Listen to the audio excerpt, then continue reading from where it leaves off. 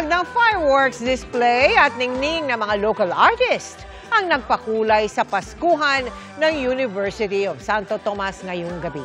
Live mula sa Uste, sa Maynila, nakatutok si Rafi Tima. Rafi?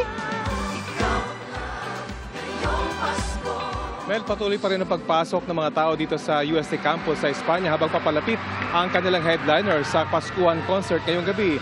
At ang inaasahang at inaabangang fireworks display maya-maya lamang. Itong konsyerto at ang pagtitipon ngayong gabi ay ang pagtatapos ng kanilang taunan, isang buwang selebrasyon ng Kapaskuhan. Napuno ang UST Open Field ng mga tumasyan mula sa mga estudyante hanggang sa mga alumni para sa taunang Paskuhan celebration ng pinakamatandang universidad sa Asia. Taon-taon inaabangan ang Paskuhan ng UST dahil sa malalaking banda at performers na nagtatanghal kasama ang mga lokal na performers ng universidad. I think it's very special kasi this year marami ring mga naging achievements ang university. Our alumni are treating this as like a Christmas party with homecoming, with a homecoming flavor.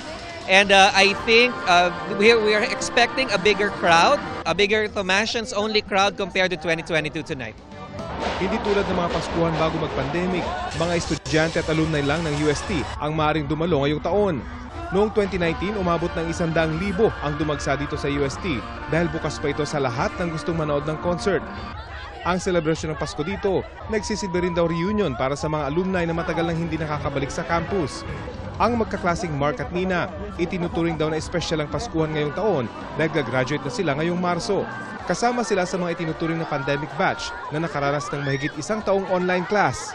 It's nice to see friends again. Das parang for me us po kasi mas optimal po talaga yung face-to-face learning kaysa sa online lang na nasa bahay. Nakakalungkot po yung online kami. Hindi namin nakikita yung mga kaibigan namin. Ano ka special itong Christmas na ito sa inyo ngayon?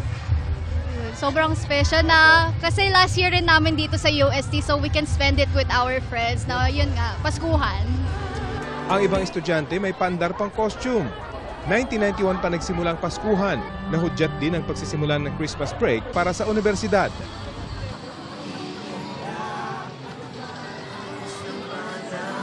Maya-maya lang, Mel, ay mapapanood na itong inaabangang fireworks display dito sa UST Open Field.